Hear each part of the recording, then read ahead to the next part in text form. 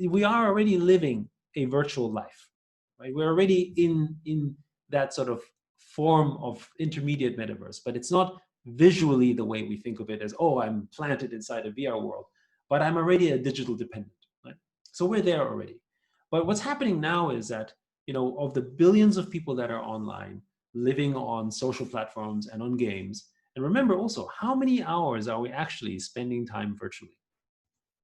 In many cases, perhaps more than we're spending time physically, right? I now have ownership of that and I can participate in its growth, right? If I buy real estate in the city, I'm not a shareholder of the city, but I'm a stakeholder and I am now vested in its success in the same way. I have none of that incentive sitting inside a game or sitting inside Facebook. Layer 1 is a podcast and community dedicated to helping you master all things crypto. We'll be bringing you the best interviews with project executives, technical analysis for trading of the most popular cryptocurrencies, and insight into what's actually happening behind the scenes. As you join us each episode, you're going to hear about tokens, fundraisers, investments, and even crypto conspiracies. But please remember that nothing we say should be considered financial or legal advice. Come join us on this journey and welcome to Layer 1. Good morning, good evening, good night. It's another episode, a great episode that we're about to have on Layer 1. We appreciate everybody that's been following up this point. If you are a first-time listener here, please go ahead and subscribe to our channel. We bring you the best interviews in the cryptocurrency space. We do live news on Mondays. We've got Dimitri here that you'll hear from in a second. He does TA on Tuesdays and Fridays. So we appreciate the community that is following us up to this point. But let's get to the actual interview that we have in front of us. I cannot wait. It's going to be one of my favorites. But before we do get to our guest here today, Dimitri, what's going on? Yeah, I'm doing great. I was kicked out, or I kicked myself out of the last interview, but I'm back. There's no more construction in the back, so everything should be studio quality, going forward. So I'm excited for this interview as well. Q, obviously I'm going to hit kind of the investment and, trading side of it and the value side of it, while you focus on the gaming side of it. We both are gamers, so this is going to be great. I'm super excited. Q, who do we have? We have Yat Siu from Animoca Brands, a global developer leveraging popular brands in the gaming space, in AI, in blockchain now. And we're going to have a great interview with Yat. I cannot wait for this. Our job is going to be to stay out of the way of this man because he has so many thoughts, so many clearly available thoughts that we're just going to let him kind of take the interview wherever he wants to go. But Yat, how are you doing today?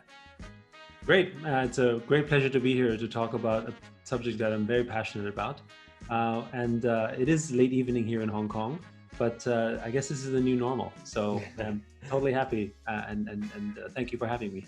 Absolutely. And we're glad you could be here today. I know I reached out to you because I saw you on a live stream and I kind of just, cold tweeted you and said, hey, could you come on Layer 1? And you were very gracious in response and being on the channel today. So we usually start the episode out by talking about your background, which you have a very diverse and kind of wonderful background that we can get into. But specifically, I do want to talk about Atari. So can you take us kind of like from the very beginning when you got into tech and then how that led to Atari itself?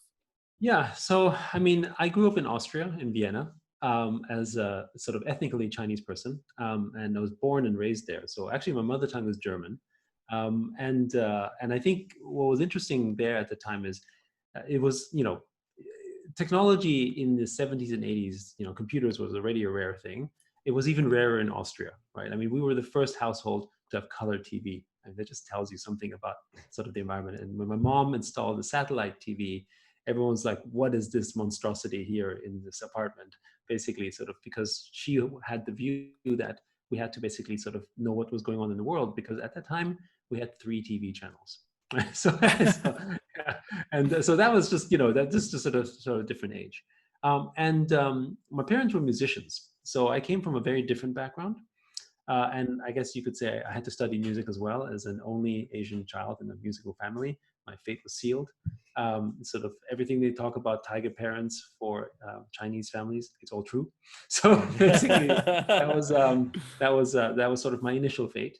But I also had parents who were very sort of willing to look at new things like the satellite TV, for instance, and color TV. And so I got introduced to computers at a very young age. My first computer was a Texas Instruments in the late 70s, early 80s, where I learned how to program, just, because there wasn't a lot of software out there. So that was an area that I was more interested in. Then I went to the Commodore 64. And basically my computer career started with the Atari ST, which for those of you who remember was on a Motorola chip base, had a glorious 512 megabytes of RAM. Yeah. And the one thing that was unique about it was it had MIDI ports. And at that point, I knew that my career as a musician was not going to be the career like everyone else was going to be, because in music, definitely talent is very apparent. So I got there to a certain point with very hard work. And then you just look at some people who just have it, and you just look at that and say, no, that's not me. But I was able to, compose music. I guess composition is in itself something that a lot of people can do. My half joke on this is that, well, if you don't know how to perform well, but you know how to compose, right? Theory. And I had one distinct advantage that I thought I had, which is I could try to make composition easier because people were doing it on pen and paper still, right? And like just writing it's like writing a book. I write it on paper, on a manuscript, and then I give it to the editor, and maybe he'll type it out, but typing out is more like final form than necessarily sort of notes. Music is kind of the same, but it didn't have an interface to do that really properly. So I wrote a very early form of MIDI software that was basically, basically shareware / public domain. And the way to sort of manage that kind of software back then is you upload the software onto what was really a bulletin board system of like CompuServe or Genie or FidoNet, that was big in that part of the world. And then people would download your software, and if they liked it, they would send you a check in the mail, right? That was sort of the old way of software entrepreneurs. And, I was a kid, I was very young, maybe 10, 11, 12. I don't exactly remember how old I was anymore. It's been a long time. And I basically shared, actually I was a little older, sorry. But anyway, I shared the software, and I put my sort of branding on it, my name and my address. And back then, nobody was like worried about sharing your home address because privacy, who cares, right? Mm-hmm. It's like, come to me, right? I don't care. And it was just more like a badge of honor. I got to say that I actually had, my name out there with some crappy piece of software that I could use and maybe someone else would appreciate. And, months later, I suddenly got checks in the mail, and I didn't have a bank account. So that was my opening to sort of the experience of being a software entrepreneur of sorts, right? Without having a company. How did your family feel about this switch from musician to a software engineer? Well, actually, they didn't think much of it because so my parents split while I was quite young. But my mother, I grew up with her, and she raised me. And what happened was that as a musician, she also toured a lot. So I ended up living alone for a fair amount of time, which again, today, being also a parent, is unimaginable to me that I would do that. But actually, I think was effectively one of the greatest life skills I may have learned by being independent at a super young age. And, back then, nobody checked in and cared, right? So, you go home and everything's normal. I go to school, I study my music, and I may do some coding, I play some sports with my friends, and I live by myself. Right? At like 12, 13, 14, 15. I mean, and of course my mom would come back, but she wouldn't, because you're in this profession, you tour. And so she would be in Berlin, she would be in Dresden, she would be in Paris. And so I remember I would go there for, over the breaks, I would go there and live with her where she was touring, because that was a life of an artist, right? You were not in one place at any given time. So that was so she didn't even really think. I think the only thing I remember she said to me once is like, what am I doing? Because I give you a certain amount of money and then you come back and it's more, right? So like that was something that she I guess understood there was something going on, but she didn't look at, she didn't understand code and that thing. So that was sort of that. So but the other thing I would say is she was never blocking me, right? I mean, today, for instance, parents are concerned around, children are spending too much time on Minecraft or on Roblox. You shouldn't be doing this. My mom had none of that. Partially because she didn't understand, and partially because she wasn't here all the time. She felt that it kept me occupied, and the didn't look like a bad thing, right? It was kind of ignorance is bliss, right?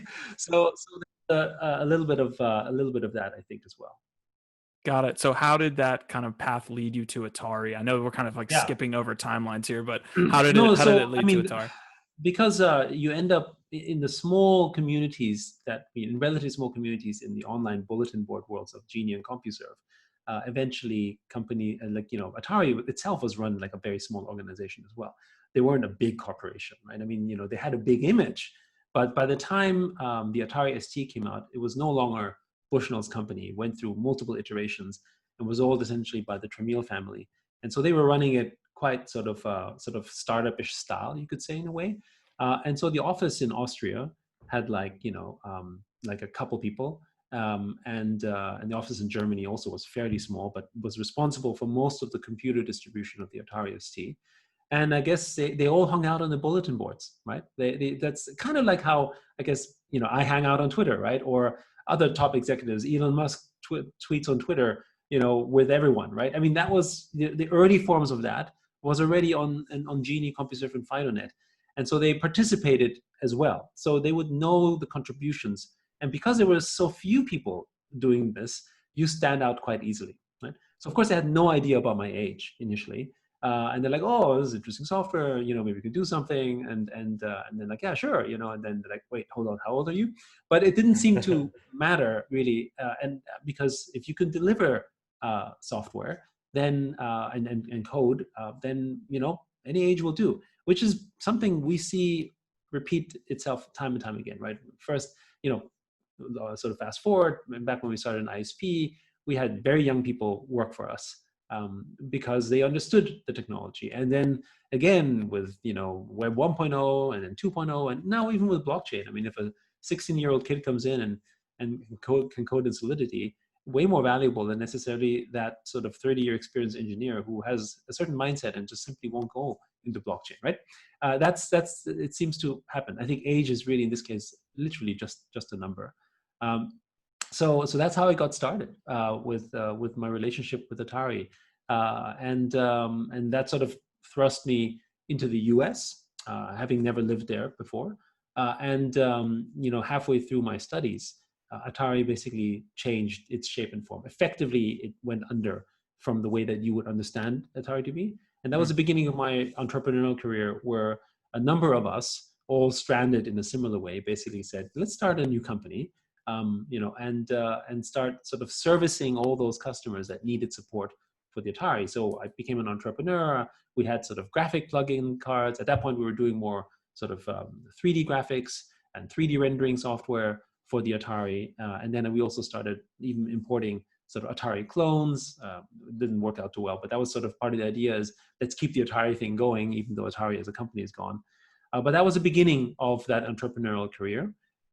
Which then led us to becoming a virtual reality, a sort of VRML company, which in the early 90s was the way that people thought you would go shopping, because it was like basically Tron-like graphics, just worse, where you would basically go through literally sort of 3D line graphics and imagine a shopping experience. And we built a 3D VRML modeling tool that worked on SGI. And so that led to essentially our involvement with SGI that acquired the business. And how I came to Asia, because I was the only Asian guy on the team. That was international strategy, I guess, early 90s. Awesome. I mean, you have such a huge background here that we could go on for days. And I do want to talk about Animoca Brands here. Obviously, we're going to have you on and explain what you guys are doing in the NFT space, the blockchain space. But I did see you on this live stream, and you were talking about kind of the relationship between virtual goods and kind of the virtual economies and the games that exist. I know you talked about kind of multi-user dungeons as like your first experience with virtual assets, but when was it apparent to you that there was going to be value with these virtual assets? Was it at Atari or at some later date? Yeah, so I think I don't know that I had as strong as an intellectual sort of commercial thinking around virtual assets. I just intrinsically understood that it had value because I already made money from it in the virtual sense. Like code for me was virtual, and I was making money from code, right? And I was interacting with people all over the world with my acoustic couplers, later on upgraded to a modem, through people I never met. right? And even when I was doing my first company with a couple other people, we actually, only one person I met in person. Everyone else was entirely virtual because travel was expensive. I couldn't even call them over the phone because at the time AT&T would charge an arm and a leg. So we would use the email system essentially through batch messaging to communicate with each other, because that would cost us a few dollars as opposed to $200 per call, right? So that sense of living in the virtual space was very comfortable for me. So I had already established a trust with that system when I was a child. And I think, to me, I had only first encountered that sort of lack of trust of online really only after I went to Hong Kong to start, and then I started an internet service provider, and naively thought, well, you all must have the internet because it's just so damn cool. And I was like, what's the internet, and why do I need it, and why would I trust you to manage a communication system across the world? Like, everything was just like, whoa. Like, because I grew up in this in a way, right? So I was more native inadvertently. Of course, today our children are all complete digital natives, but at the time I was kind of an outlier, and I got there by accident. I didn't say I need to go on the internet because that wasn't really there per se, but I was just comfortable being virtual, and that sort of led to this next thing when I started playing sort of multi-user dungeons in the US. On like basically deck terminals at first, because back then in college you had these big deck terminals, and you'd had the free time, and I would wager like everyone who was there later on was playing a multi-user dungeon of some sort, right? And we were all hanging out and playing games and wasting our lives away. But the cool thing is that people were selling these rare assets, and you would send them a check. I mean, that's what it was, right? You sent them a $5 check, and because there was no eBay. And then, they received the money, and we set up a date. I told them, we would virtually hang out at this time, and he'd give me the sword, and we're like, great, let's go, right? And they weren't big amounts, like $5 and $10, and sometimes you'd get like record prices, like $25, and it was like, whoa! Right? But that whole space, science fiction as it sounded, was just very natural. It was like paying for entertainment, and I never. But I always thought, we always thought of it as ownership. Of course, when the games shut down or we had lost interest in the game, they didn't have value anymore. But at the time when we played with them, it was hugely valuable because we spent so much time. So intrinsically, I feel like I've always had, and everyone who played in those environments always felt that there was this value. But we never thought of it as a business model because we just didn't know how because we also knew that it couldn't transfer anywhere else. There was no portability. So I think that thinking of it being a virtual asset, I would say, really sort of became super interesting for me, living in Hong Kong and experiencing everything that's happening in China, when World of Warcraft became the sensation that it was, and we had gold farming, right? Mm-hmm. So in the mid 2000s, you had I don't know how many hundreds of thousands of Chinese people, likely from the Western provinces, basically mining, literally farming gold and selling them to sort of the West, over eBay in the black market. Before, of course, all that was clamped down, and you had other companies try to sort of capitalize on that. And so it was very clear. The incentives were also very obvious. I totally understood why I would pay money to get ahead of the game, right? And it wasn't even that much money. That was the thing, right? So I think this idea of paying for goods, and in a way, a sort of freemium business model is a version of that, because you enter the virtual world for free and you pay for something you want or like, but in this case from the game company. But it is essentially buying an asset, right? As opposed to sort of earning it. The old school, call it old, right? Old school of gaming was not that. It was about fun and entertainment. You pay one time and you go through an experience with a very likely finite end, right? That was the way of the console gaming. When Nintendo came out, Famicom and all the, Sega, sort of all of those systems all had game design that followed those rules. And that all went upside down when freemium came out, originally with online games, pioneered by sort of Korean and Chinese companies at the time. And then it was all about assets and items, a little bit very much geared towards play to win. But again, it reinforced this idea that you bought assets to play in the game to get ahead, for social ranking primarily. And as we entered that space, in the video gaming space, not of course mobile, but just like mobile games, we got to learn very much about how they were doing it. They had VIP systems, they did live ops. When a bunch of people came online in the game, they would say, "Oh, look, these guys are coming online. Let's go ahead and set up a mini game for them so they could win this awesome prize." That was another form of, what would I fight for? I fight for that awesome sword or for that legendary asset, right? I'm not fighting for, just rankings. I'm fighting for a game, right? In all the games. So we've been trained, essentially, anyone who's played games, we've been trained that we want to fight for assets because they're supposed to be worth something. Yeah, absolutely. No, I love that. And going back in my days, when I used to play Diablo, there was the same type of marketplace, or essentially I would go on, like, let's say eBay, and either, like, sell some of my items, or I'll buy some items for my character that were was really rare, because I wanted to have that best stuff to when I PvP with the other guy, right?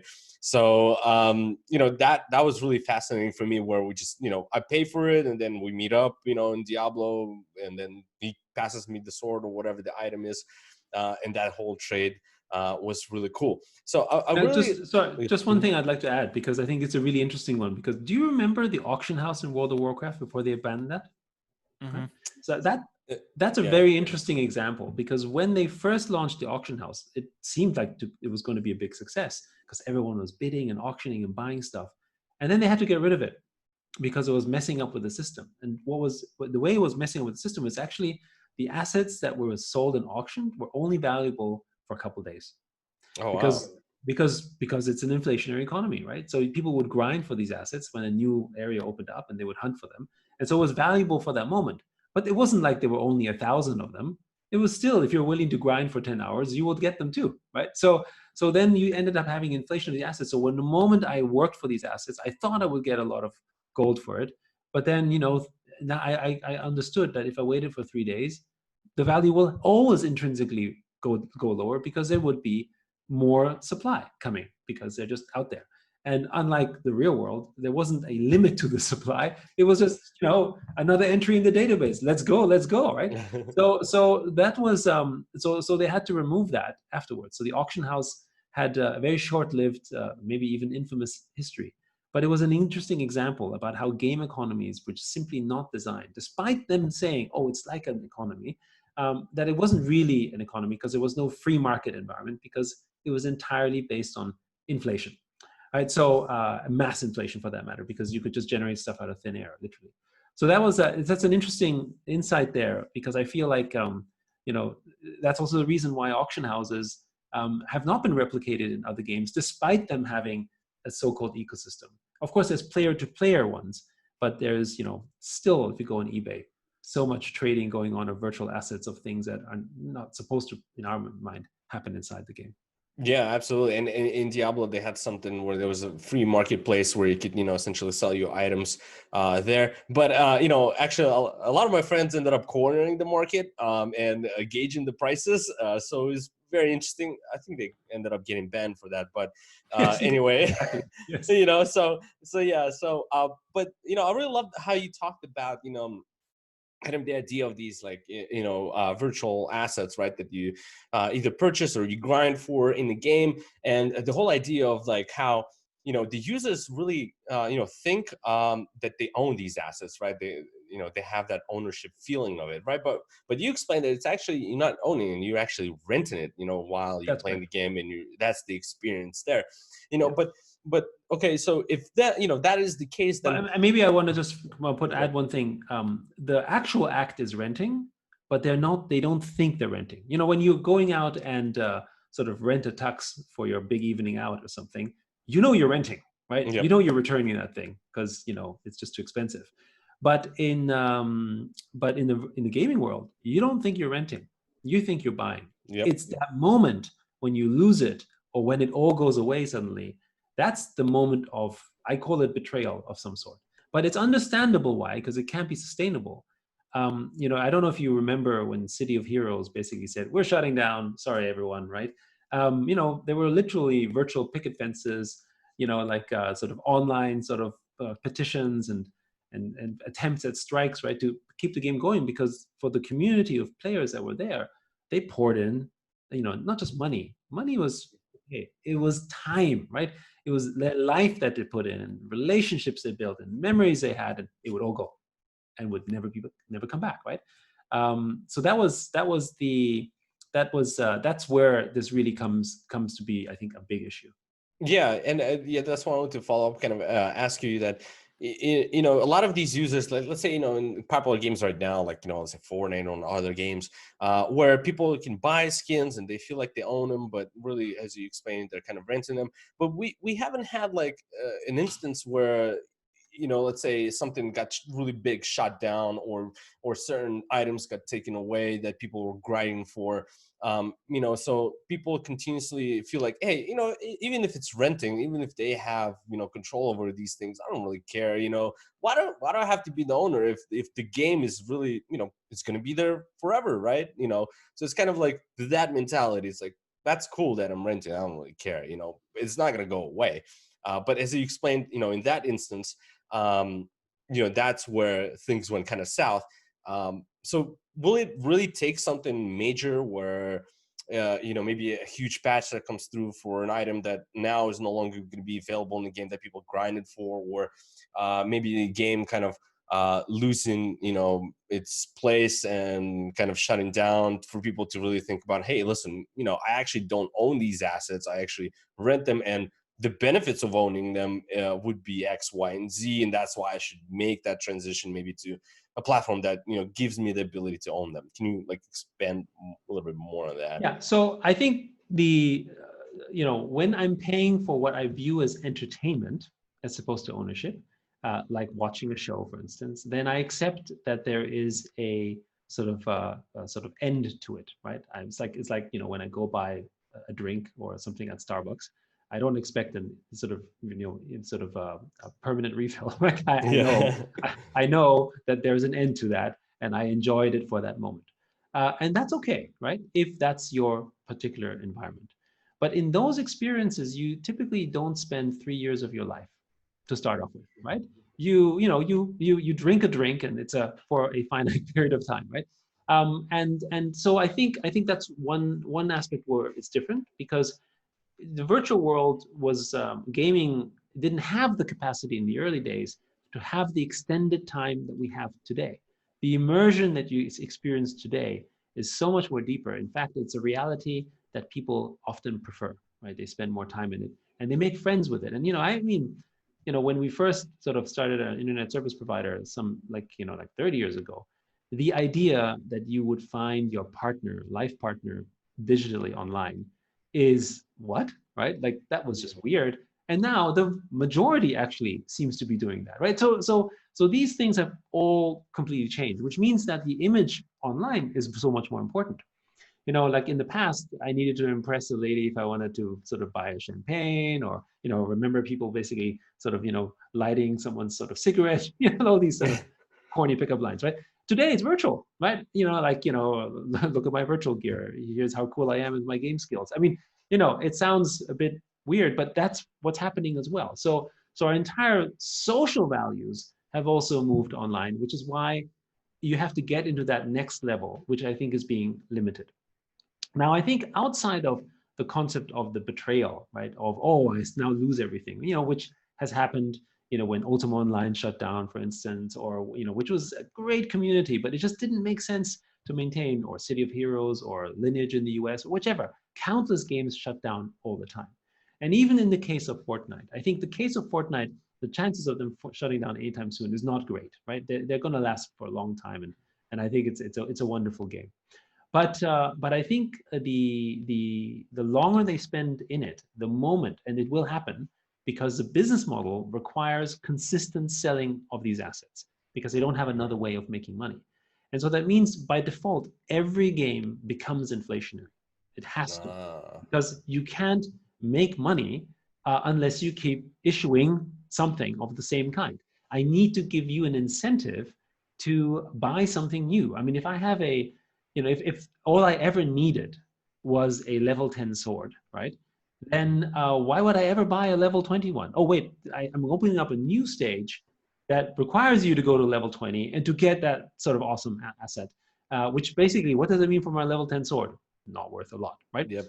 And that's the general issue of the design of the games where content is the primary driver of income, right? That's the business model, and it's a very good one, but it has a limitation. And as a result, you don't get rewarded for the element of scarcity, which exists in the real world and accrues value, but cannot exist in a game because essentially you're trading in the freemium business model assets over time.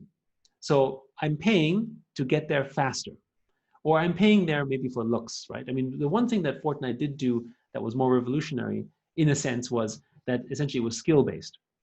And so I would be able to, I didn't need to sort of spend any money on any assets, and I would still be able to play well in that game, right? And that skill-based direction is sort of happening and moving in that direction. And Fortnite really sort of did a really good job in sort of pioneering that space. Other companies were doing it as well, but they became, the first one to really make it a big business model that people didn't buy for play to win.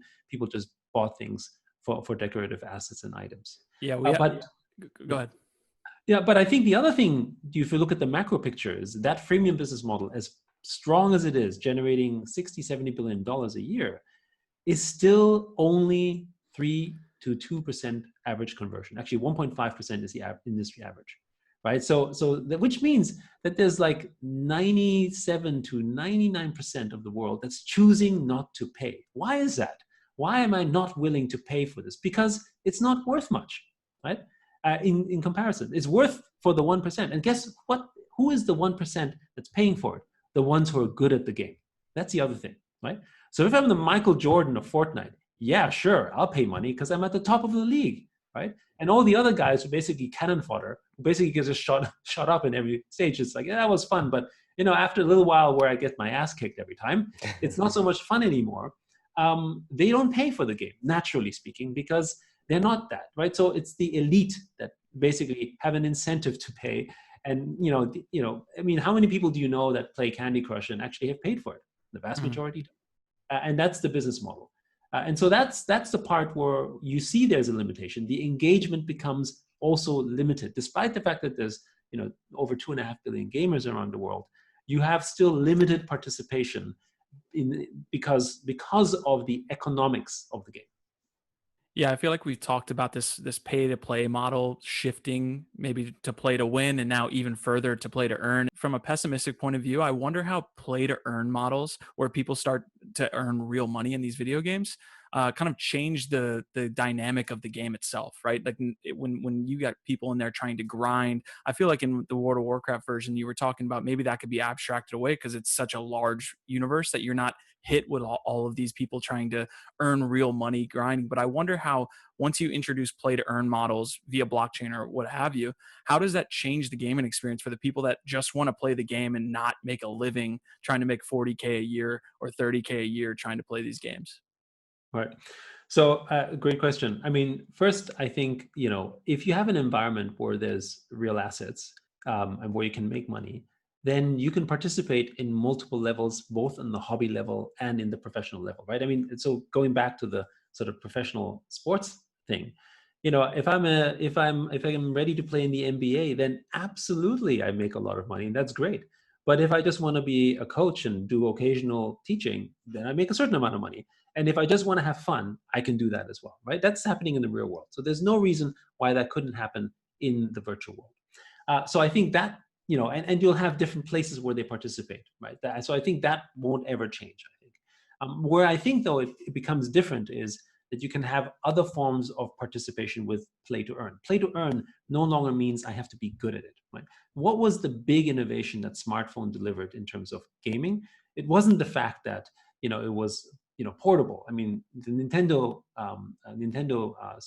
DS already proved that. What actually happened was that the smartphone essentially amateurized gameplay. Through the swipe of a finger, I was a pro gamer of some sort, and I could be good at that. So it went from hundreds of millions of gamers who were basically button mashing on complicated controllers that most people had difficulties with, and those who were good could literally sort of beat you in Street Fighter with their hands behind their back because they were just so good at it. However, for most people, that was just discouraging, right? But now, through a swipe of a finger, I could be a pro at Candy Crush or at Angry Birds or whichever game you had, and you were capable and you felt good doing it. And that was kind of the same thing that Instagram did for photos. Essentially, gameplay on smartphone did that, mass amortization of gameplay. And a percentage of them then said, hey, actually, I kind of like this. And then they kind of went into the pro direction because they got introduced to it. That's how we went from hundreds of millions of gamers to 2.5, 2.6 billion gamers. But, there's over 4 billion people that have a smartphone. Clearly, they've all touched it. And for those, close to 2 billion people, it's not fun to play a game. They're like, this is still too complicated. Swiping a finger is just not for me, right? So this is the next level of participation where now I can passively participate because I have value or I have ownership, right? You are indirectly participating in the world of sports when I buy a Nike shoe, right? It may be a statement, but I am already participating in it, right? Maybe it's because I like Michael Jordan. Maybe it's because my friends are wearing Nike shoes, but I am now in that universe. And I'm caught into it because I'm buying this shoe. I'm making a statement, right? Why do am I buying a Nike shoe because it's just the most comfortable shoe in the world? Maybe for some, but for most people, it's the branding around that. And the same should be something that should happen in the virtual world, but cannot. So I think that is the element where you have other forms, and so people can have passive participation in gaming, but it's still just as valuable as we see in the real world. Gotcha. Okay. Well, we have so much to talk about, and I know pro gamership. We can't talk about that too much in front of Dimitri because he gets too excited. He wants to be a pro gamer himself. But anyways, I do want to get to Animoca Brands. I mean, we're 35 minutes in, 40 minutes in, so I do want to get at what you guys are doing in the NFT space and the blockchain space. But let's lightly touch on the CryptoKitties kind of craze in 2017 from an investor perspective. I feel like we have CryptoKitties talks all the time on here. I don't want to spend too much time because it's like a cliche at this point, but from your investor perspective, what was that time like for CryptoKitties? And did it kind of did you already know that this might be a popular kind of shift in blockchain assets, or did it kind of surprise you? No. I mean, I'd love to say, oh yeah, I knew this was going to go, but no. I mean, I think we intrinsically understood that virtual asset ownership would be valuable, but we didn't think necessarily that CryptoKitties would do that. And part of the reason why is because CryptoKitties wasn't really a sophisticated game, right? And that happens, of course, when you talk to game companies and gamers out there, they're like, CryptoKitties, that's not a game, right? So why would I ever do that? Because they're looking at it not from the deeper level, they're looking at it from sort of the surface of the gameplay, and the gameplay is breeding cats, right? So and randomly getting a really good cat or maybe not such a good cat, and that's that element in itself doesn't make it a super sophisticated game. But what CryptoKitties did demonstrate as a concept was that you could have true ownership of a digital asset, and that the studio that published it actually didn't have control in an almost like free market type of setup, which of course is a big part of the ethos of public chains. But the idea of putting that inside a game is actually very different. Now you have elements of that in UGC games like Minecraft, where you can just sort of do whatever you want. Open source is perhaps the closest parallel in sort of the old sort of Web 1.0, 2.0 world in comparison to what we can now do with blockchain. But I think that's the part where it really sort of changed the paradigm, and people started sort of obviously more on a speculative basis breeding these cats because there were some other people who came in and said, I'll buy this cat. And but the thing is that the company that was making the cats, they didn't actually make any cats. They were bred by the players. So the players then ended up having a stickiness to the community because they now had a vested stake in it. And what's interesting is, despite the fact that CryptoKitties is obviously sort of way past its glory days in comparison to where it was when it started, that community is still there and is traveling around in other parts of the Dapper universe because they believe in that concept so much. But it is very early days. So I think that's what CryptoKitties sort of heralded, as it were. And the other thing is the demonstration, in our view anyway, the demonstration that there can actually be a legislation of sorts that actually gives you true digital ownership.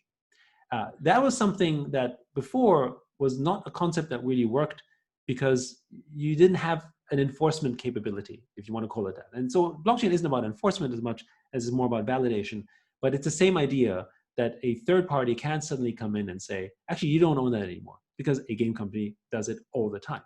how many times do stats change in a game for the purpose of game balance? Every time, right? Mhm. Oh, this thing is too OP. We got to change that, right?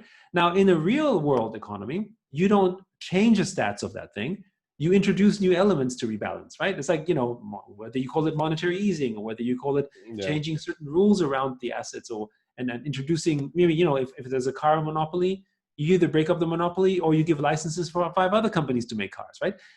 But in the gaming world, or in this world, it's like, oh, that car, too strong, so we're going to cut stats by half, so it's all fair, right? I mean, that's communism in a sense, right? It's in a sense, right? It's a completely different mindset, and gamers have been conditioned, despite all the protesting, to accept it. But every time it happens, you just got to go on Reddit, and it certainly isn't kind, right? When it comes to, oh my goodness, they screwed up my value, they screwed up this. So that already exists. And with blockchain, it was like, you can't do that anymore. You could change it, but then you had to change it in a market way, where it's transparent and open, not in an opaque way where a bunch of game designers are saying, yeah, I don't like it how these guys are gaming the system. We need to change that, right?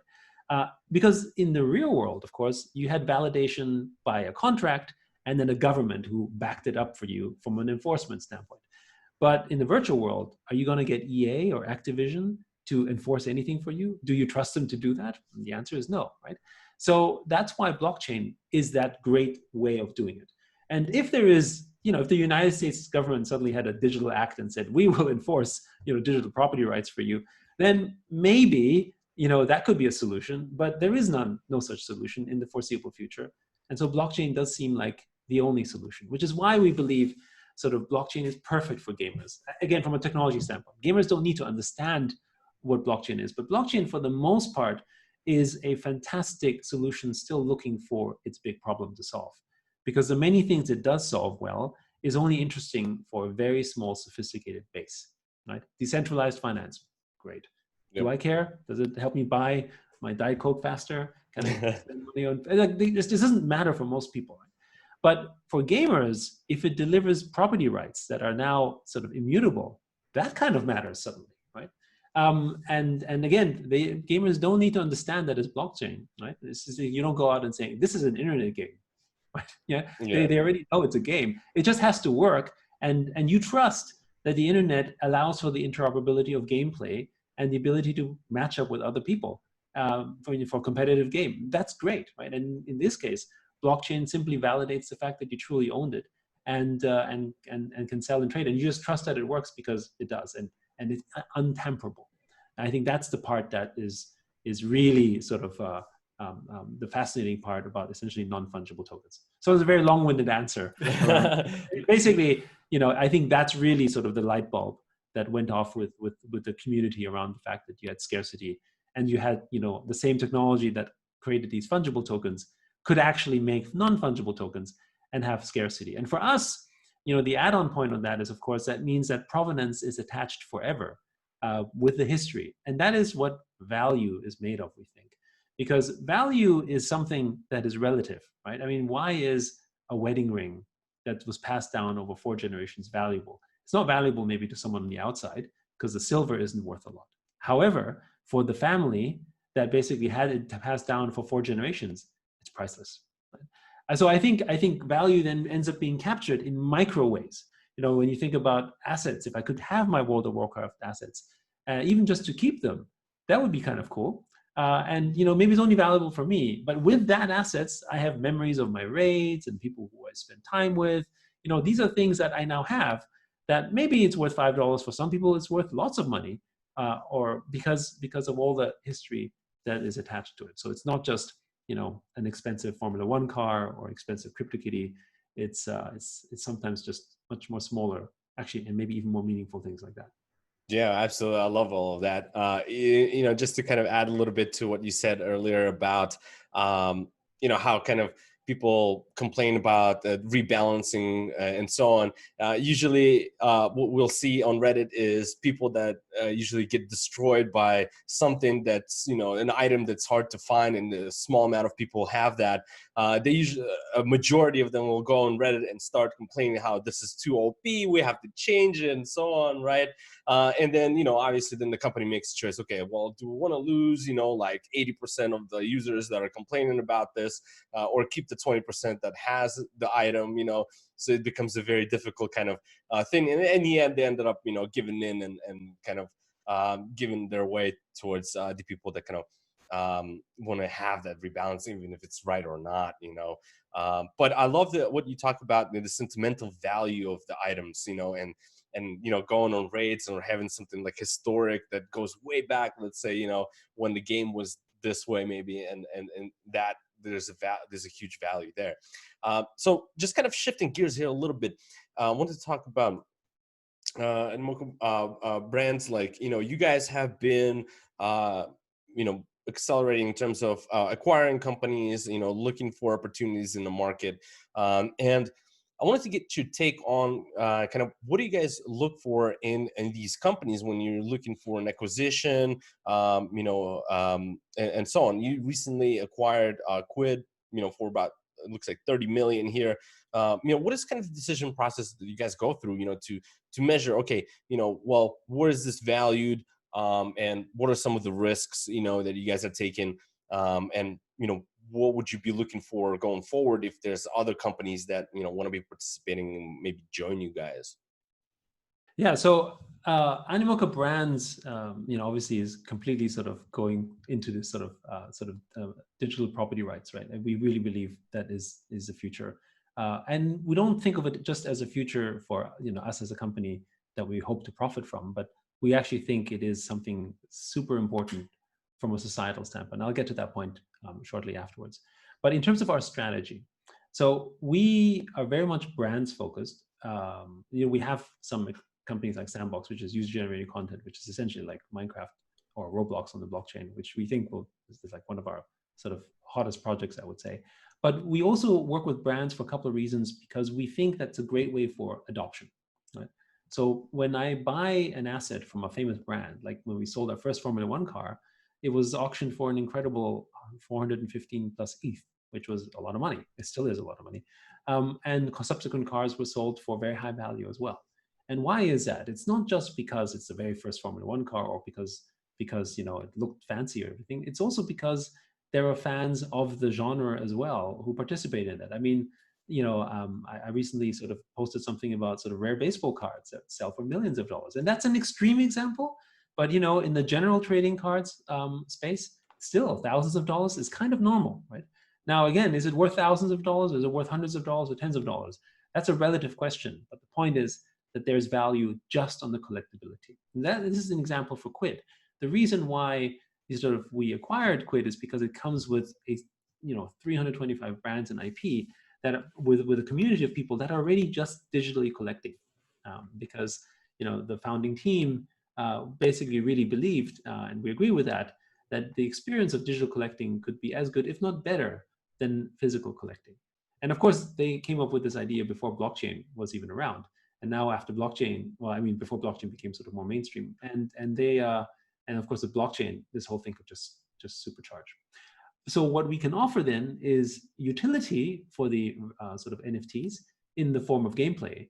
But should the game not really be that fun or interesting, I still have the assets, right? And more importantly, these assets can live on elsewhere and differently. And this is what's so fascinating, right?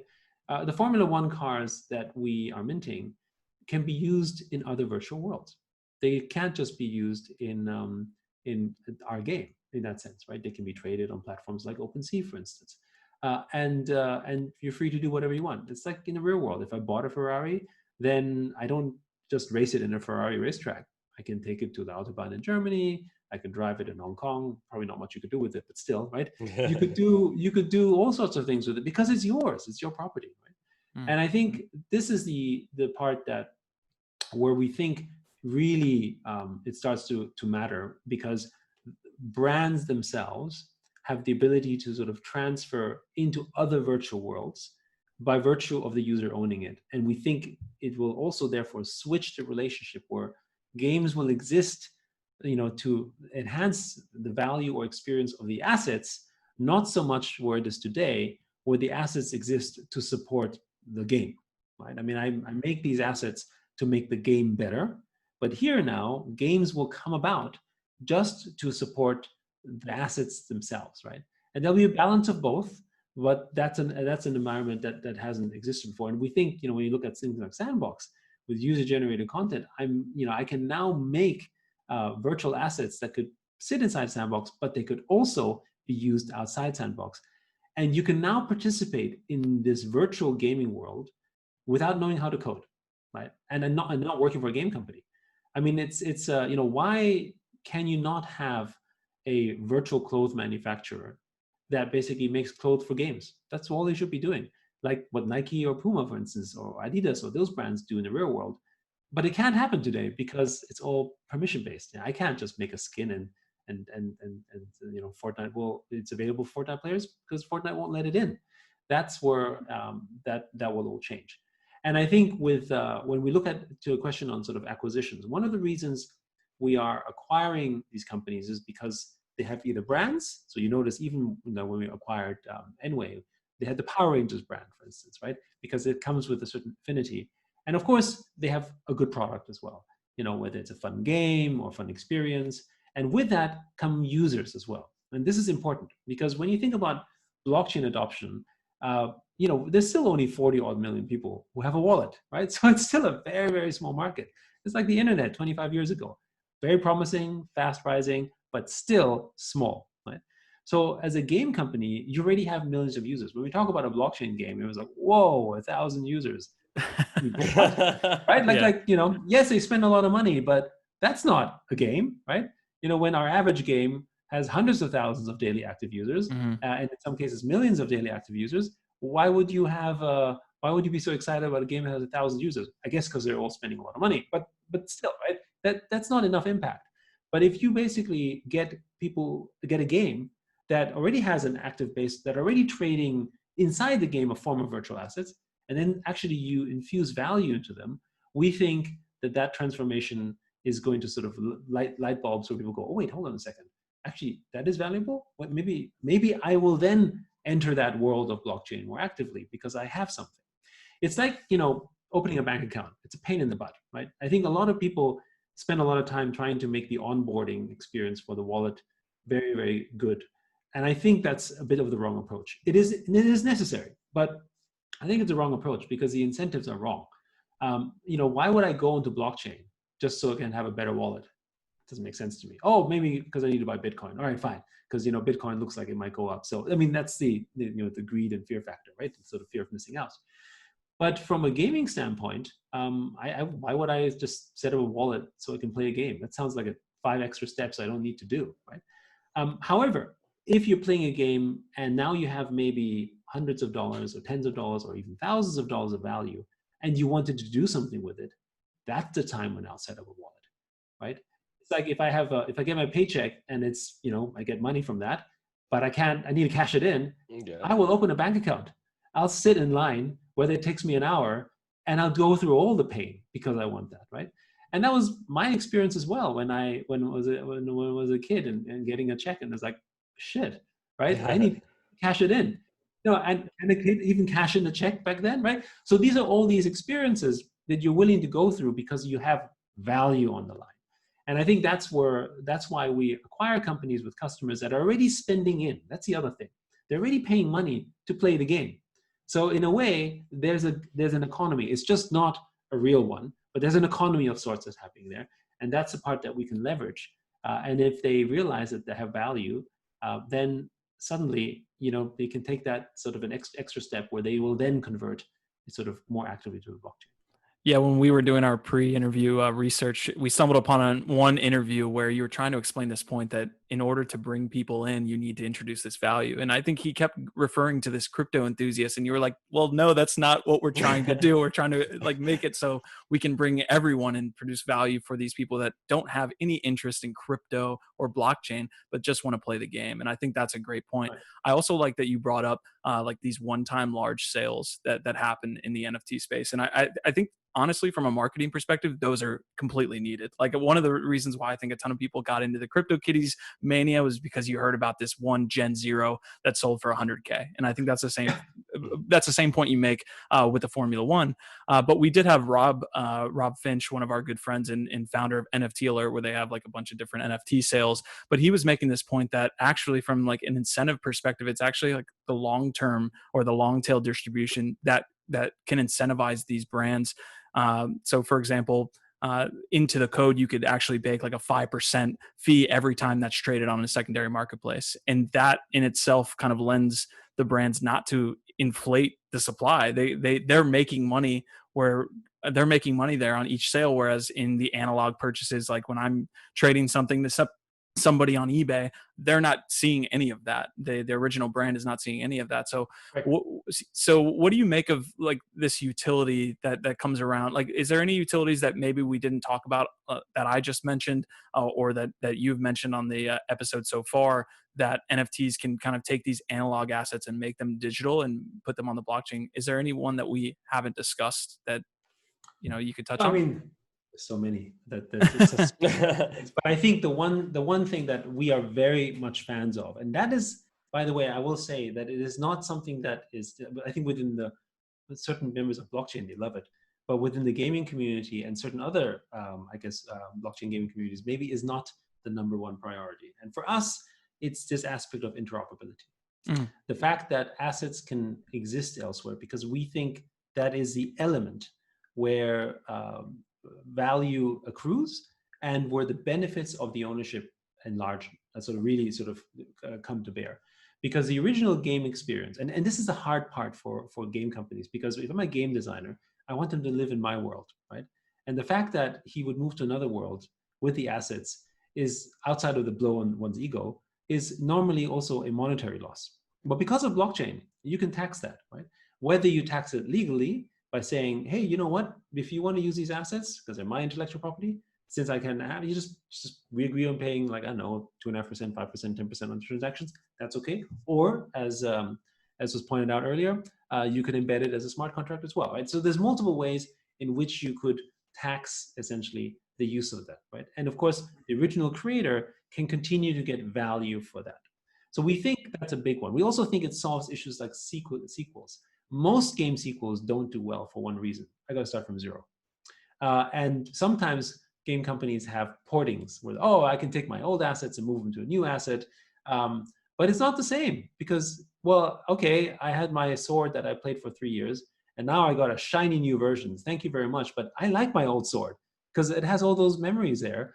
And now you're giving me a brand new sword that might have, better looking gold, but it's not my sword, right? I don't have any memories attached to it. So I think that part gets solved as well because you have that interoperability.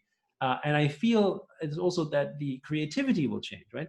Just because I have, for instance, a red Ferrari and I can race with it, doesn't mean that it has to exist only to race in another game. I could turn it into a robot, or I could make it a stat booster, or I could do so many things. We don't have to be limited with a physical representation of its limitation because that no longer exists. And I think this is the part where it becomes really powerful, because I think that's the area where creativity can come from anyone who creates for these blockchain universes. Imagine if every game had sort of a blockchain ability, or essentially the ability to sort of use other people's items and assets. It's the same as if everyone had the ability to make shoes for the world. Whether,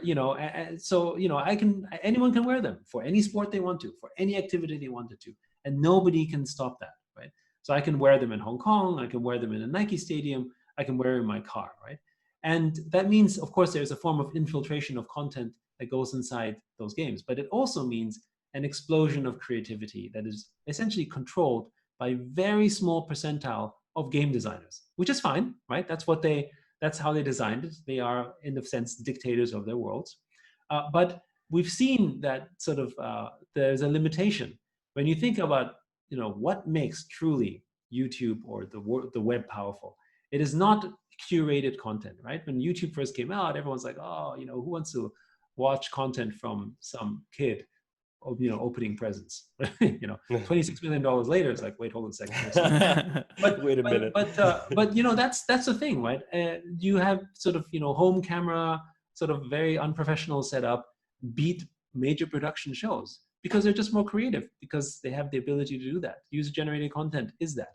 But the other thing, of course, is that there is an imbalance now as well. If you look at, for instance, something like Facebook, and it's going a little bit away from games, but it's the same thing, because NFTs and digital assets, you're effectively buying data packets, right? I mean, it's virtual data. And if you think about, social media, Facebook is data, right? And it really is only so powerful and influential because it has the world's data from all the users. But the users themselves don't actually receive any benefit from giving all the data, right?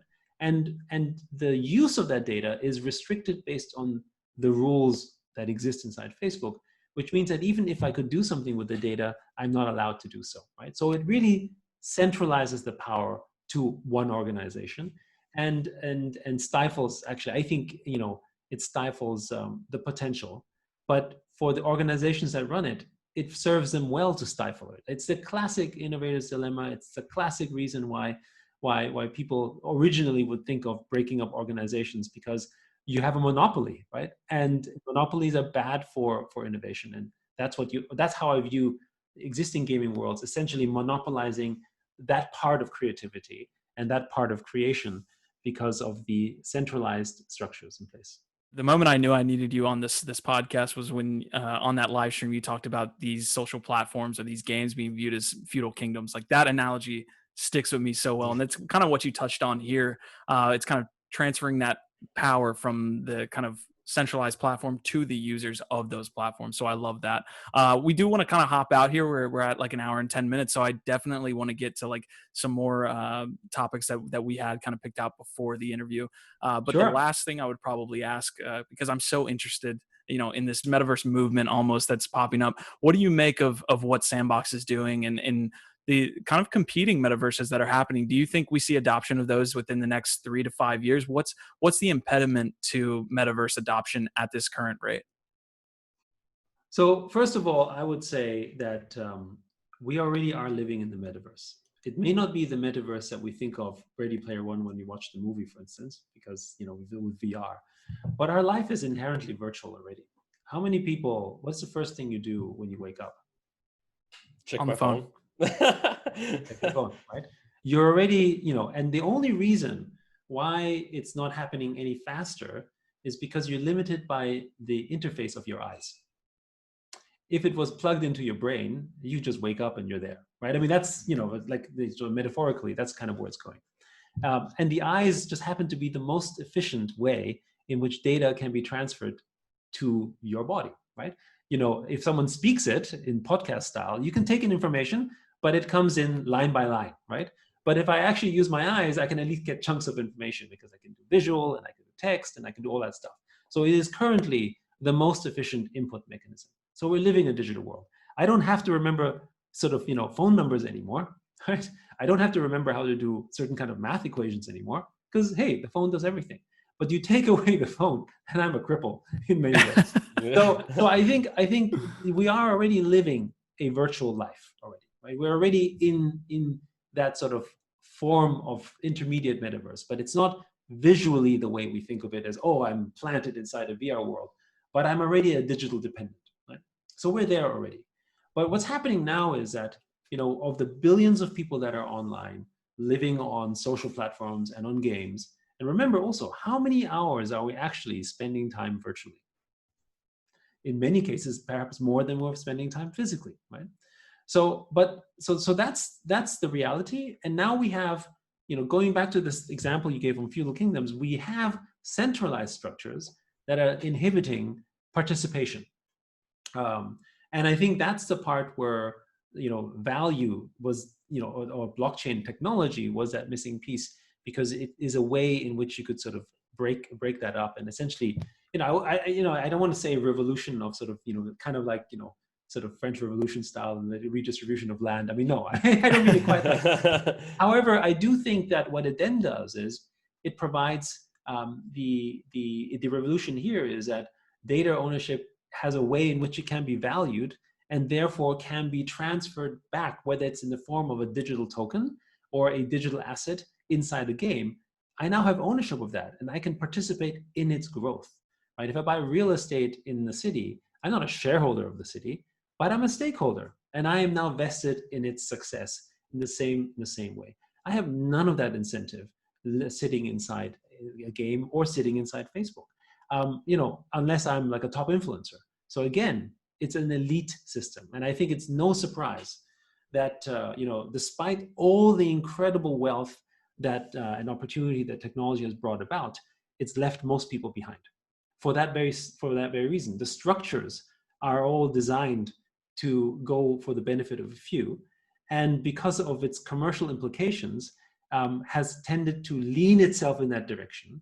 Whereas I think we would be a much larger economy if there was much more sort of, let's call it, distribution of opportunity, which therefore means broad distribution of wealth. I mean, the transformation from a capitalist society from the sort of feudal Middle Ages, when the Black Plague sort of came throughout Europe, you had less people because 400 million people died or something like that, right? And yet the economy of Europe grew, right? Yeah. How is that possible? Why did so many people died and yet there was more growth? Because of course many structures fell apart, which meant that sort of people who were not, who had to then take the kind of jobs that sort of were locked up as well, and it created a capitalist environment essentially, in a merchant society that was not locked up. Because you had to simply get permission from the lords to do this and that, and actually it just ended up being bended. Yes, the power of the central structures waned.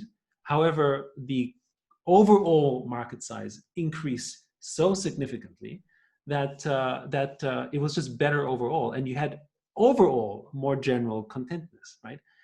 So that and because you had so many more people who had an interest in making it work, right? In the past, only a small number of people needed to make it work because that they were the beneficiaries. But if you're, I mean that's the vision, right? If every citizen of a country needed to make it work, then they would work better for it. Of course, there's many issues around the politics around it, so we don't have to go into that. But that's possible now, I think, in this sort of new era. The first time blockchain has been compared to the Black Plague in the history of the world, I think. Dimitri, go ahead. Yeah, no, I love that. It kind of reminded me of something that Elon Musk was talking about, how we're basically like almost cyborgs now because phone is our extension of ourselves now, and we use that a lot to do, like, answer questions, do computations and so on, right? That's when he talked about the Neuralink stuff, which is fascinating. But yeah, so we obviously can talk about this for hours. This is super interesting. I wanted to kind of zoom out a little bit, and we always ask our guests, kind of, aside from what you're talking about, what you're passionate about, with the blockchain and NFTs, what other sectors maybe of crypto or blockchain that you think, is something that you'd be excited to see grow or is seeing grown right now, and also kind of with where you are now, with the Hong Kong and situation and kind of the stuff that's going on there, right? With the more surveillance and all these things going on, how does that kind of affect like the crypto side of it and the development, with that? So I think there's a few things. First, I think when it comes to the sort of the property rights for digital assets, I think there's nothing more exciting from our perspective than that from a working standpoint. Look, I mean, DeFi and governance, and these are all very important pieces of work, and they will all end up coming as part of the puzzle. But I think, as I said earlier, that is the big thing in our view that is going to sort of rock the blockchain world, because they need it, and they don't know they need it, right? That's the thing. They don't know they need it. I mean, people didn't know they needed a smartphone as well, right? For all the people who still stuck with Blackberries. But anyway, that's it. It's the same thing, right? So they don't know that it's coming, but when they have it, they see the benefits. It's so apparent. I'd much rather spend all my virtual time living a world where I owned everything instead of some place where I owned nothing. So I think that's exciting. So then I would point maybe to the other part, and that kind of relates to a little bit of the politics, everything around, because of course the blockchain world is political as well. as well as what we see in geopolitics. And that is around this whole conversation around openness, decentralization / centralization. Right? So the thing that I fear, and I think as we have the opportunity because we're so early, is to ensure that the space stays as open as possible. And it comes from sort of my own background when we sort of started the our ISP and back in the early days. That was the vision of the internet, right? And open source is perhaps the biggest example. You cannot beat open source, right? I mean, yeah, there was a famous example where I forget how many years ago now, but I think GitHub was banned in China. And the reason why GitHub was banned in China is because inherently the stuff that's on GitHub is subversive, right? Like firewalls, you prevent, whatever source code there that help you build stuff that maybe Chinese government didn't want you to do at the time. But it caused such an outcry that they had to open that up, because all the intellectual property and knowledge, the value, which was of course not dollar value, but it was intellectual value, you would cut out China. I remember in the late 90s, we were working with companies that were talking about the Chinese intranet, basically creating an internet that was disconnected from the rest of the world. Well, guess how well that went. So, China ultimately opened up access to the internet. Yes, they have firewalls. Yes, they have, censorship and so on. But large part of that information still comes through, and you can't stop it. People have a way. If they wanted to read the New York Times in China, they can do that, right? So you have a way around that. And that's sort of the big victory of sort of the internet and open source and really bringing the world together, ideally, right? But of course, because of its inherent limits and restrictions, it ended up moving towards that monopolistic environment. And I think with blockchain, we have this kind of war going on as well, right? We have a little bit of a scenario where there's a whole bunch of people who want to make it as open as possible, tradable assets all over, and so on. And then you have other forces as well who are trying to control it, because if they controlled the sort of, call it master chain, as it were, then they control the world type of thing, right? And understandably, ambition is there, but I think that's dangerous. And I think we have an opportunity to shape it because we're so early, because, it's still only 40 million wallets. And I'd much rather have the world be one where everything was as open as possible, because, look at open source. All the innovation that happened and the entrepreneurial opportunity that existed, because now I can build a software company, even 10, 15 years ago, that can compete with the biggest, because I have the talent and know-how of the best code of millions of coders, right? That is the benefit. And to open source is a derivative benefit. Blockchain can give you a direct benefit. So I think this is really the part where we're frankly still fighting for that, right? It's not, we're not like, oh, blockchain decentralization, that's fine. There's so many weaknesses and issues around that, that there's an opportunity. I mean, an example, not to say that it would happen, but an example. What if, Fortnite said, oh, we're adopting blockchain, but a centralized version, right? And everyone started flocking to it. Then they become essentially, the lords of the system, and maybe or maybe not they'd want to do it. But is that a good thing? I don't know if that's a good thing. I would much rather it to be much more free and open for much more equal opportunity. Yeah, Dimitri hates that I bring up this quote all the time, but we were at an event where Nick Spanos was talking, and he said, "We must free ourselves with blockchain, or they'll enslave us with it." And I know, again, I could see his face, but I really connected with that point. This has been an absolutely phenomenal discussion, Yat. As far as a book recommendation, we ask every guest. We would love to hear. It could be crypto, could be non-crypto, fiction, nonfiction. But what book recommendation would you give to everyone who's listening out there? Book recommendation. Well, I mean, I think, if you go and read science fiction of any kind, right? Even the classics from Asimov, whichever. I mean, just pick up a good book on those ones. I don't know that I have a single book where I would say, oh, this is the one to look at, because we're living in this world of science fiction anyway, and we're making it a reality. And they were visionaries of their time, and with slight variations, actually, everything they're talking about is coming true. Amazing. And the last piece of information, where can the viewers and listeners out there find more about you as well as Animoca Brands? Well, you just go to our website, animocabrands.com, or follow our Twitter on Animoca Brands. I occasionally do post on Medium under Yat Siu, although I don't have that much time to post. So, but when I do post something, I try to make it as meaningful as possible. I think the other thing that if you really are interested in seeing how the community looks at some of our projects, particularly on user-generated content, I do encourage you to go check out the Sandbox, whether it's on Discord or whether it's on Twitter. It's a very exciting project when it comes to sort of true digital ownership and for people who want to create.